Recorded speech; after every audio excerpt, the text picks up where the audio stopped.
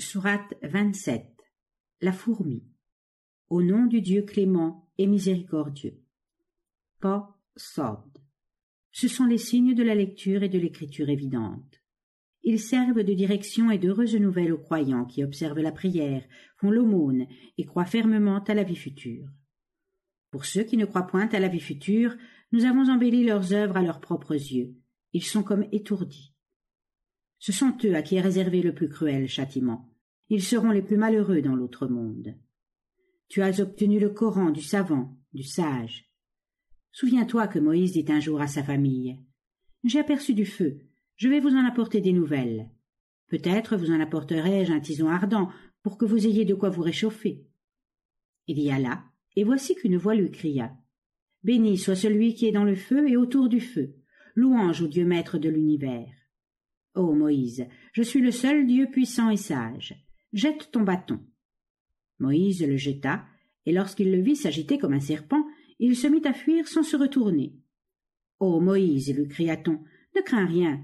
Les envoyés n'ont rien à craindre de moi, si ce n'est peut-être celui qui a commis quelque iniquité. Mais s'il a remplacé le mal par le bien, je suis indulgent et miséricordieux. Porte ta main dans ton sein, et tu la retireras toute blanche, sans que ce soit une maladie. Ce sera un des 9 signes pour Pharaon et son peuple. C'est un peuple pervers. Quand nos miracles frappèrent leurs yeux en toute évidence, ils dirent : « C'est de la magie manifeste. » Quoiqu'ils aient acquis la certitude de leur vérité, ils les nièrent par orgueil et par injustice. Mais considère quelle fut la fin des méchants. Nous avons donné la science à David et à Salomon. Ils disaient : « Louange à Dieu qui nous a élevés au-dessus de beaucoup de ses serviteurs croyants. » Salomon fut l'héritier de David. Il dit : « Ô homme, on nous a appris à comprendre le langage des oiseaux, et on nous a comblés de toutes sortes de choses. C'est une faveur évidente de Dieu. » Un jour, les armées de Salomon, composées de génies et d'hommes, se rassemblèrent devant lui, et les oiseaux aussi, tous rangés par troupes séparées.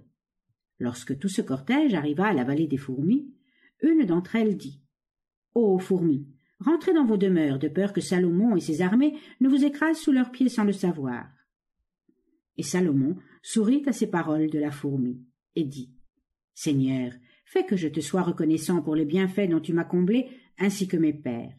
Fais que je pratique le bien pour te plaire et assigne-moi une part dans la miséricorde dont tu environnes tes serviteurs vertueux. » Il passa en revue l'armée des oiseaux et dit : « Pourquoi ne vois-je pas ici la huppe ? Est-elle absente ? En vérité, je lui infligerai un dur châtiment, ou bien je la tuerai, à moins qu'elle ne me donne quelque excuse légitime. » En effet, elle ne resta pas longtemps sans venir, et dit à Salomon : « J'ai appris ce que tu ne sais pas. Je viens de Saba avec des nouvelles certaines. J'ai trouvé une femme régnant sur les hommes. Elle possède toutes sortes de choses et elle a un grand trône. J'ai vu qu'elle et son peuple adoraient le soleil à côté de Dieu. Satan a embelli leurs œuvres à leurs yeux. Il les a détournés de la vraie route, en sorte qu'ils ne sont point dirigés, et qu'ils n'adorent point ce Dieu qui produit au grand jour les secrets des cieux et de la terre, qui connaît ce que vous cachez, ce que vous publiez, ce Dieu hors lequel il n'y a point de Dieu, possesseur du grand trône. Nous verrons, dit Salomon, si tu as dit vrai ou si tu as menti. Va-t'en avec cette lettre de ma part, remets-la leur, et place-toi à l'écart. Tu verras quelle sera leur réponse. La huppe partit et s'acquitta de sa mission. La reine dit au grand de son royaume : « Seigneur, une lettre illustre vient de m'être remise.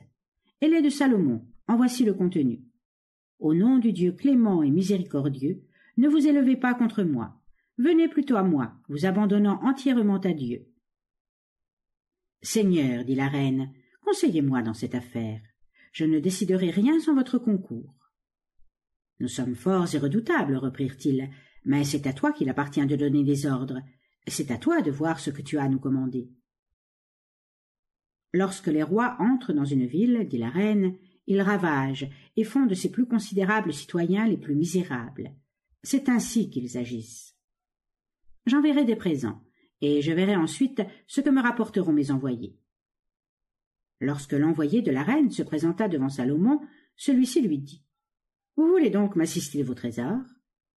Ce que Dieu m'a donné vaut mieux que ce qu'il vous a donné à vous, mais vous tirez vanité de vos dons.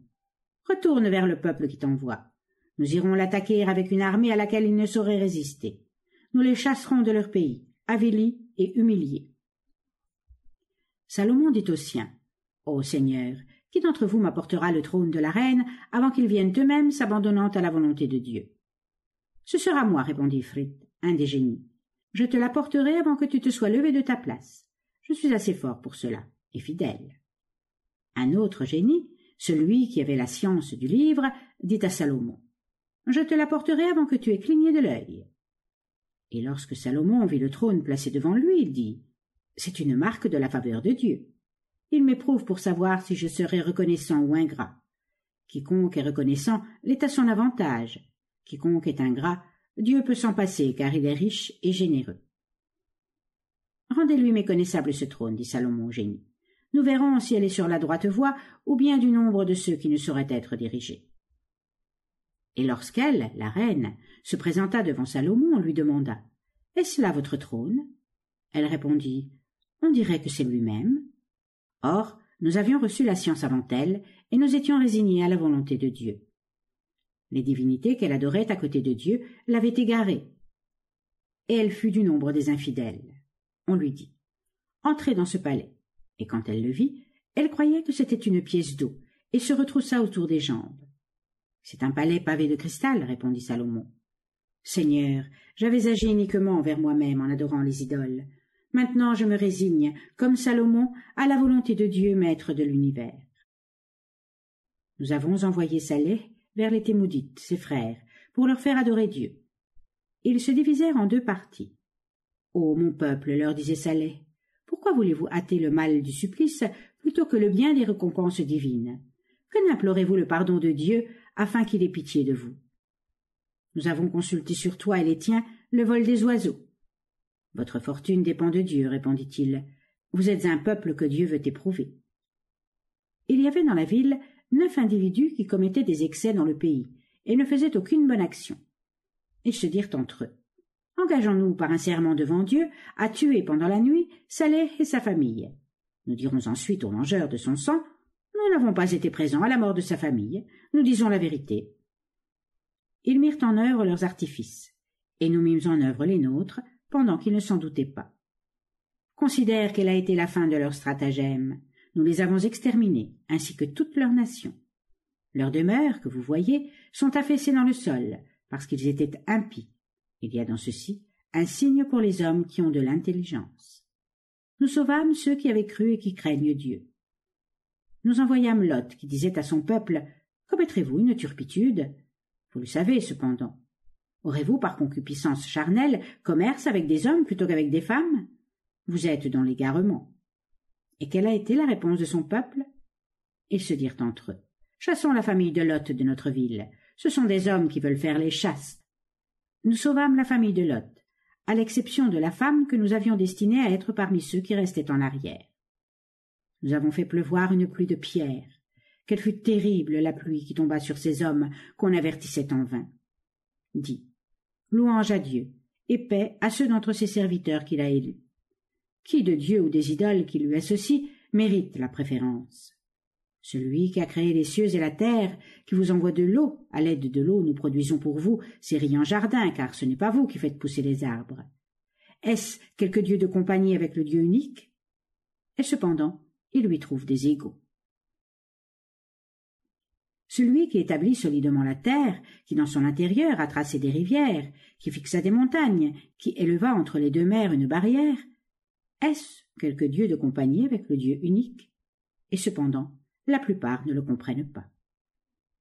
Celui qui exauce l'opprimé quand il crie vers lui, qui le délivre du malheur, qui vous a établi ses lieutenants sur la terre, est-ce quelque Dieu de compagnie avec le Dieu unique? Oh, que vous réfléchissez peu. Celui qui vous guide à travers les ténèbres de la terre ferme et de la mer, qui envoie les vents précurseurs de sa miséricorde, est-ce quelque Dieu de compagnie avec le Dieu unique? Il est trop élevé pour qu'on lui associe d'autres divinités.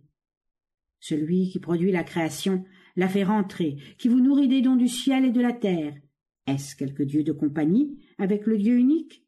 Dis-leur, apportez vos preuves, si vous êtes véridiques.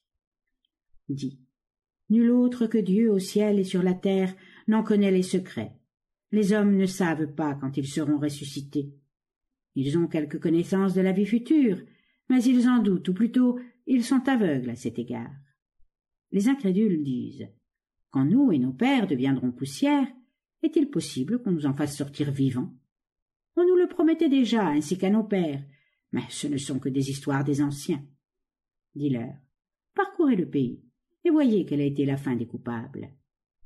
Ne t'afflige point du sort qui les attend, et que ton cœur ne soit pas dans l'angoisse par crainte de leurs machinations. » Ils vous demandent « Quand donc s'accompliront ces menaces?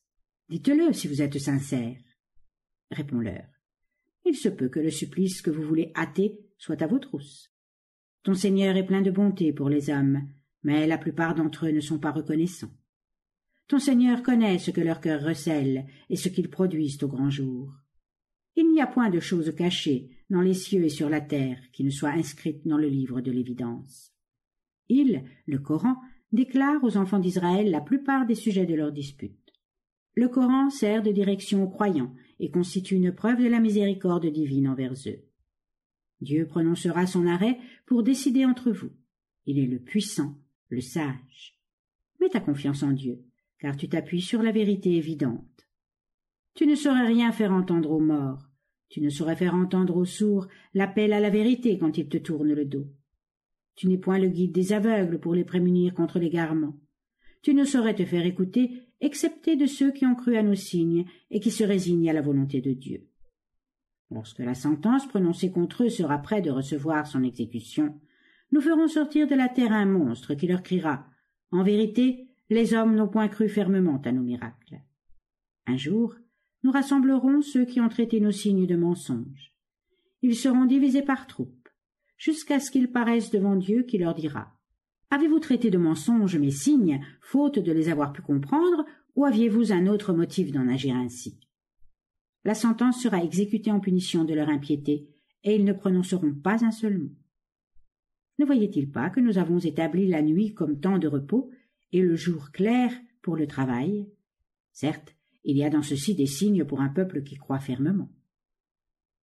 Au jour où l'on sonnera la trompette, tout ce qui sera dans les cieux et sur la terre sera saisi d'effroi, à l'exception de ceux que Dieu voudra en délivrer. Tous les hommes viendront se prosterner devant lui. Tu verras les montagnes que tu crois solidement fixées marcher comme marchent les nuages. Ce sera l'ouvrage de Dieu, qui dispose savamment toutes choses. Il est instruit de toutes vos actions. Quiconque se présentera avec des bonnes œuvres en retirera des avantages. Ceux-là seront à l'abri de toute frayeur. Ceux qui n'apporteront que leurs péchés seront précipités la face dans le feu. Seriez-vous rétribués autrement que selon vos œuvres? J'ai reçu ordre d'adorer le Seigneur de cette contrée, ce Dieu qui l'a sanctifié et à qui tout appartient. J'ai reçu ordre d'être résigné à volonté, de réciter le Coran aux hommes. Quiconque se dirigera dans la droite voie le fera pour son propre bien. S'il y en a qui restent dans l'égarement, dis-leur. Je ne suis chargé que d'avertir. Dis, louange à Dieu. Bientôt il vous donnera des marques de sa puissance, et vous ne saurez les nier. Ton Seigneur n'est point inattentif à ce que vous faites.